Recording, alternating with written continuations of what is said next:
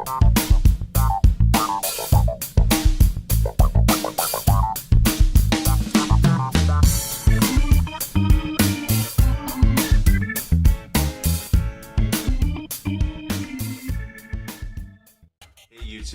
welcome back to my channel. It's Canadian Retro. I have another pickups video for you here. Some of this stuff is game related but not fully, so I'll get into it and show you what I got. Not a lot of it is actually video games though, but I'll show you some of the kind of ideas that I have or plans that I'm going with here. So the first thing, not video game related actually, that I thought I would pick up, this is from Talese earlier on today, is this RC helicopter. It's a S031 helicopter. This is made by SEMA. These are, you know, just like basically an RC helicopter kind of thing. Sort of entry-level model, nothing super fancy or anything like that. But what I was thinking of doing with this is actually parting it out and trying to sell it on eBay. It's not in perfect condition. It does have some slight damage here and there. Like you can see, there's a little bit of it's a little bit beat up like on the body there, but there's lots of internal working parts that I could probably sell off. For this I paid $4, so I thought it was a pretty good deal. If you know, RC is a bit of my hobby, but I've never really tried to sell very much in the RC world, so I don't know how well that's going to go over, but if it puts a few bucks into my PayPal account, might be kind of cool. Otherwise, you know, pretty good deal, but I paid $4 for this, so not too bad at all. Something else I picked up at the exact same time, which is not really video game related, it's more video related, and I really wanted to get some of your advice out there, because I know a lot of the people watching this do make YouTube videos, and some of you are definitely camera experts in relation to my camera skills. Basically, I record my videos with my Samsung S4 with a big light behind it. I can basically show you that setup when I'm done here, but I wanted to get a little more fancy with it, and not to mention for my job as a teacher, I have my kids make videos sometimes, so I want to be able to use this as well with it. And what it is this tripod here. It's called a Velbon DF40. It's pretty cool. It works quite nicely. There's only one part of it that was a little bit busted up, but I think I can probably fix it. But otherwise, it's in perfect working order. It has that standard kind of screw for the mounting plate on the top of it. And what I really wanted to know about this was, is there some sort of like, I don't know what you call it, like a mounting bracket or whatever, where I could put my Samsung phone into it, because I'll show you basically my current setup right now for. So as I was saying there, this is my current, I don't know what you would call it, setup for filming. Basically, I just take my phone and I put it in this little bracket here that just sits on top of this box so that it's the right height, and I point that at myself and I record with that, and I just have a small IKEA type of light there that sits behind there just to illuminate things a little bit better and get a better picture quality overall.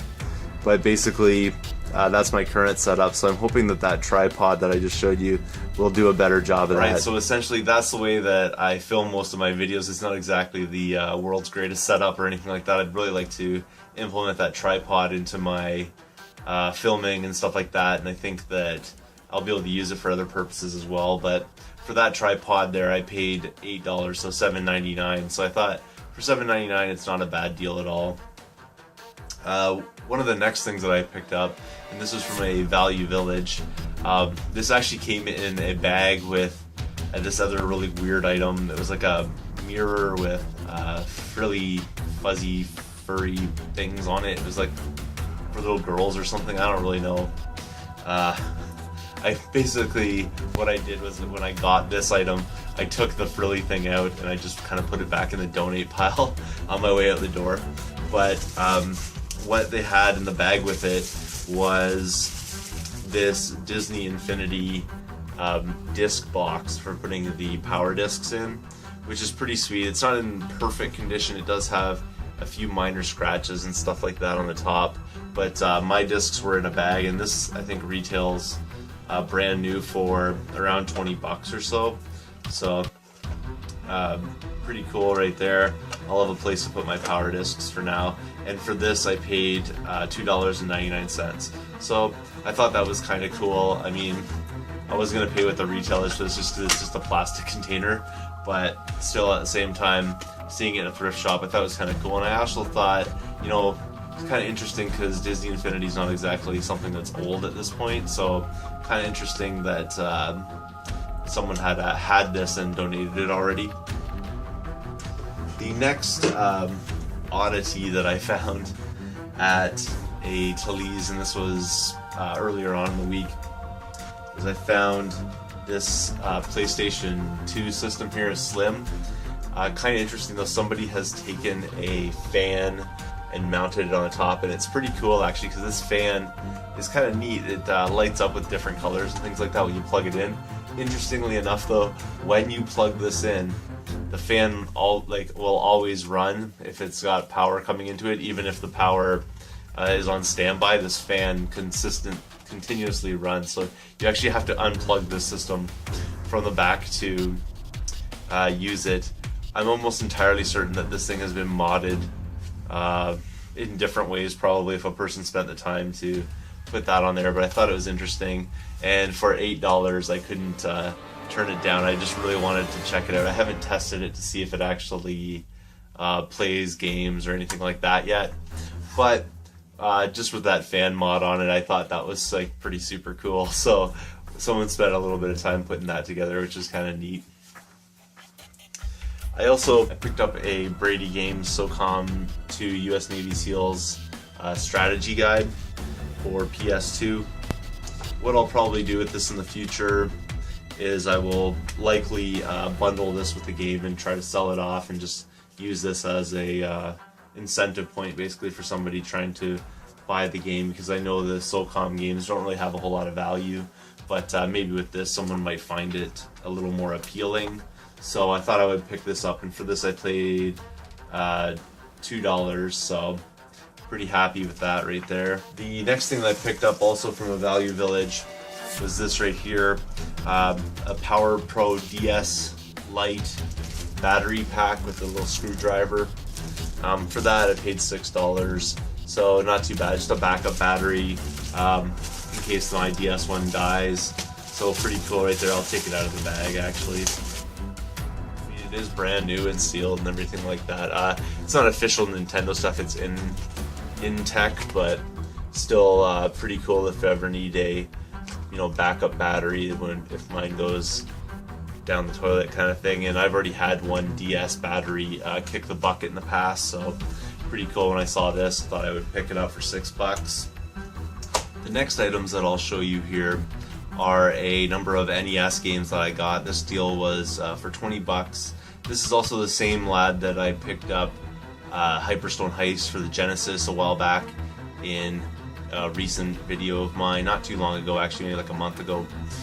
He had these listed on Kijiji yet again for basically $10, $15. He was looking for them individually, but he said in his ad $25, and the person could have all of them, and I offered him 20 and he went for it. I mean, this posting had been sitting there for quite some time, so pretty cool though that I was able to pick it up for 20. And I'll show you what I got. 4 games here. The first one is Mario Bros, which I already have in my collection, although this one might be in better shape. I'm not totally certain. It's in pretty good shape though. Another one I don't know a whole lot about, but I don't have it in my collection, is Adventures of Lolo. And yeah, so that's pretty cool right there, because I didn't have this one already. Another game that I didn't have in my collection is Adventures of Dino Ricky, and I've seen mixed reviews on this. I think this one here is what they refer to as NES hard. I think there's only a few levels in it, but the levels are extremely challenging to make up for that. What it is this game actually is a sort of like a shooter, but you're a caveman. So instead of being like a plane or something like that, you're a caveman chucking axes or whatever at things. So kind of cool though. Looking forward to checking that one out. And then finally in their was a box copy of Cobra Triangle. I think this one here is a hidden gem, so to speak, on the system. It doesn't go for a whole lot, but this is actually, I believe, a rare game in the sense that it's made by Rare, not it's rare, but Cobra Triangle. So basically, it's similar to kind of a RC Pro-Am sort of idea, but it has different kinds of missions and things like that in it. So pretty cool. It's boxed here and complete. There's no poster or anything like that in there, but there's the box. The only thing wrong with it, it has that rip right in there where obviously if you close it up you can actually see it. You know, it used to have that seal sticker right here, and someone has obviously ripped that off and taken the front of the box off with it, which kind of sucks, but that's the way it goes. Came with a sleeve and the manual as well as the game, and this one has obviously gone through the Goodwill circuit because you can see 505 right there on it, which tells me that this was found at a Goodwill, but it is in superb shape. So really happy to add this hidden gem plus its box and everything into my collection. At the Talese today I picked up an N64 controller. There was actually a system there as well they wanted $10 for, but it didn't have the cover for the jumper pack on it, and it was really dirty. It did come with the power supply and everything, but I've already got enough N64s at this point. I have a ton of them that I haven't even like sold off yet. But there was also this controller there, and for that I paid $4. It's kind of disgusting, just like the rest of it, but the stick's not too bad. It bounces back into spot. Actually, it's pretty good actually when you think about it, and the buttons feel all good and everything like that. So just a matter of cleaning that up. And another yellow controller. I seem to be finding quite a few yellow ones actually, so kind of interesting, but there's that. Moving on now actually into the games.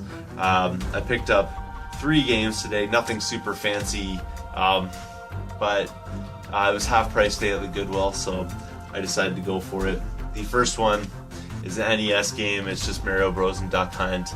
Of course I have this already, but for $2.50 I figured I would pick it up. It is in impeccable shape, really decent shape. I actually saw this there earlier on in the week, but it's $5. I wasn't really going to pick it up then. They actually had 2 copies of this. Somebody must have bought the other one, but left this one behind, and so on half price day I decided to pick it up for $2.50. You know, it's worth like around $4 or $5, so not too bad at all. Another game that I picked up, and this one, again, I saw it earlier on in the week, but I decided not to pick it up because it's just not really worth that much to begin with, is Imagine Soccer Captain for the DS. This one here is also from that Goodwill, so for half price I ended up paying $3 for that. It is sealed, so it's brand new, everything like that, which is kind of nice. Worst comes to worst, I'll just open it up and get the Nintendo points out and then sell this game off and recoup my money out of it. And then finally, a game that I'm not particularly interested in because I'm not a PC collector, but again, I'm finding a few PC things that have a little bit of value, so I'm sort of building up a little bit of stuff that I can basically use for trading fodder kind of thing, and that's this one right here, Croc the Legend of Gobos. And this one here is complete as well, and the disc is in really, really great shape. Like, it's perfect. It's just got some fingerprints on it in the corner there, but otherwise it's completely perfect. I know that this game probably retails for about $15, so I decided on half price day I would pick it up, and I paid $1.50 for it, so can't go wrong with that at all. So that's basically what I picked up this week. I did pick up some Lego as well, but I'm not really going to show you that. Like I told you before, I've been picking up Lego just for my son, basically. In the future, when he gets a little bit older, he'll be able to have a Lego collection, not have to pay thousands of dollars for a bunch of Lego. So that's everything thus far. Hope you enjoyed that. Nothing super epic or anything like that, but always like to keep you guys informed, and as always, feel free to thumbs up this video. Thank you very much for watching. Feel free to comment down below, and I will see you all later.